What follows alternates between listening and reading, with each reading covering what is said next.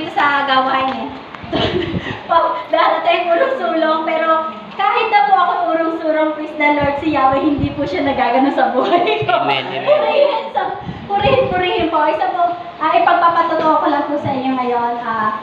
Dati po nagpatotoo ko na wala na po yung tindahan namin sa Vista Mall.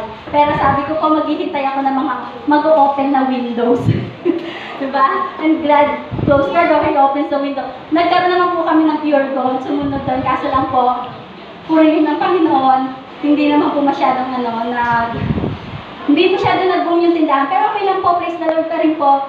Hindi naman po nagtagal, nandiyan po yung South Supermarket. Hindi lang po isang pwesto, dalawa pa po ang pinagkaloob niya sa amin. Sabi naman po ni Yahweh, di ba?